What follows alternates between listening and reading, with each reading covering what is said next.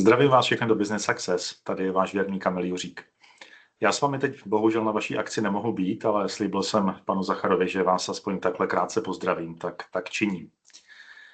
Víte, já když jsem před řadou let za pomoci Danči a potom Ivon dával dohromady náš první orgboard, tak to byla velká zkušenost pro mě.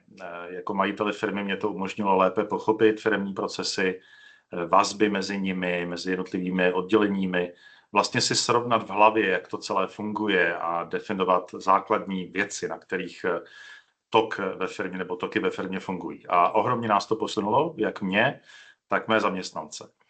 A potom uplynulo pár let a dostal jsem příležitost, za kterou jsem velmi vděčný, pracovat s Romanem a s Ivon na našem novém orgboardu.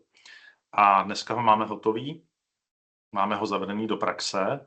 Byla to velká jízda, doufám, že mé zkušenosti a poznatky a zpětná vazba vám pomůžou dělat ty věci lépe a dobře.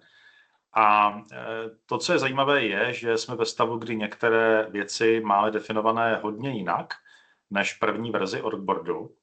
A možná právě by si někdo mohl říci, tak teď Kamil na tom bude mít nějaký nesouhlas, protože prostě ty věci má po řadě let úplně jinak a bude to takové rozčarování. Ale víte, vůbec to tak není. Jo? Já naopak teď jsem ve stavu, kdy mám celý orgboard a jeho detaily pochopené na úplně jiné úrovni, než jsem měl předtím, mnohem hlouběji. Považuji to mnohem víc za vlastní, za něco, co je moje, co opravdu ovládám, na čem mám velký souhlas. A než bych předtím souhlas měl, jo, ale teď je to na zcela jiném levelu. Takže mě to vlastně hrozně těší, mám z toho upřímnou radost, jsem rád, že to taky je a baví mě také schopnost to definovat sám. Mám mnohem větší porozumění tomu, jak to celé funguje, jak to vlastně dává smysl a jsem schopen si sám ty věci efektivně upravovat a přizpůsobovat je. Takže pro mě to byla vynikající zkušenost a rád bych, aby měli prostě i další majitelé firem, aby i další firmy a jejich manažeři a management tohle to zažili. Takže jenom vám chci říct, vůbec se toho nebojte, jo? Jestli už jste někomu definovali orgboardy a teď prostě chcete to vlastně předělat, což jste nepochybně definovali, tak do toho běžte. Jo? Možná, že ti lidé budou mít trošku jiné reakce než já, ale já si myslím a věřím, že člověk pozná, když se říká pravda a že ti lidé to vlastně ocení, jo? Že to uvítají.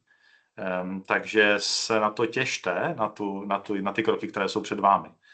Já si myslím, že máte nejlepší technologii, kterou můžete mít k dispozici.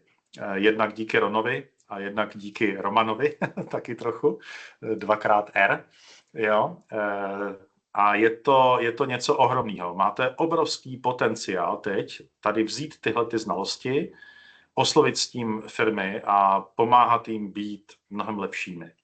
A já jsem z toho nadšený prostě a bude mě velmi zajímat, jak budete úspěšní a bude mi ctí vám na téhleté cestě pomáhat, ať už tím, že prostě vám dám další zpětnou vazbu, tak jak půjdu s Romanem těmi dalšími kroky a potažmo prostě svou pomocí v překladu materiálu a s čímkoliv dalším. Takže moc vám přeju, ať si to s Romanem užijete, běžte do toho a když vám budu moci já jakkoliv pomoci, tak neváhejte si říci, bude mi ctí. Děkuji vám všem a držím vám velice palce.